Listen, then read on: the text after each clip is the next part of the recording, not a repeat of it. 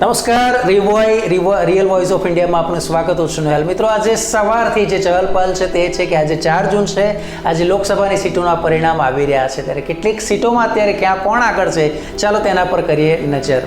વાત કરીએ દેશની રાજધાની દિલ્હીની કુલ 7 સીટ. 7 સીટમાંથી અત્યારે ભારતીય જનતા પાર્ટી 5 ઉપર આગળ છે, તો આમ આદમી પાર્ટી 2 સીટ ઉપર આગળ બતાવે છે. અધર્સમાં કોઈ જ નથી. જમ્મુ કાશ્મીર કુલ સીટ 5, ભારતીય જનતા પાર્ટીને ફાળે 2 સીટ જાય તેવું લાગે છે અને કોંગ્રેસને કોઈ સીટ મળે તેવું લાગતું નથી. વાત કરીએ ઉત્તરાખંડની, તો ઉત્તરાખંડમાં કુલ 5 સીટ છે, ભારતીય જનતા પાર્ટીને 5માંથી 5 સીટ મળે તેવા એંધાણ છે, એટલે કે ઉત્તરાખંડમાં ક્લીન સ્વીપ. વાત કરીએ હિમાચલ પ્રદેશની, કુલ સીટો છે 4, ભાજપ 4 સીટ મેળવે તેવું લાગે છે. અરુણાચલ પ્રદેશની વાત કરીએ તો કુલ 2 સીટ છે, ભારતીય જનતા પાર્ટી 2 સીટ ઉપર આગળ છે, કોંગ્રેસનું સ્થાન નથી.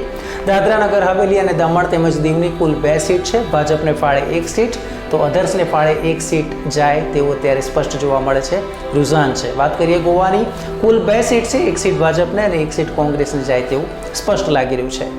પૂર્વોત્તર રાજ્યોમાં મણિપુરની વાત કરીએ તો કુલ 2 સીટ છે, ભાજપ અને એલાયન્સને 1 સીટ અને કોંગ્રેસને 1 સીટ જાય તેવું છે.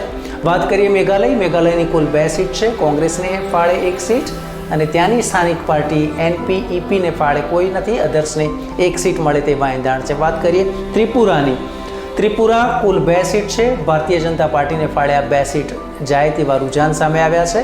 તો આંદામાન અને નિકોબાર આઇલેન્ડની વાત કરીએ, કુલ 1 સીટ છે જે ભારતીય જનતા પાર્ટીને ફાળે જાય તેમ છે. આવા જ ન્યૂઝ અને અપડેટ માટે આપ જોતા રહો રિયલ વોઇસ ઓફ ઇન્ડિયા. નમસ્કાર.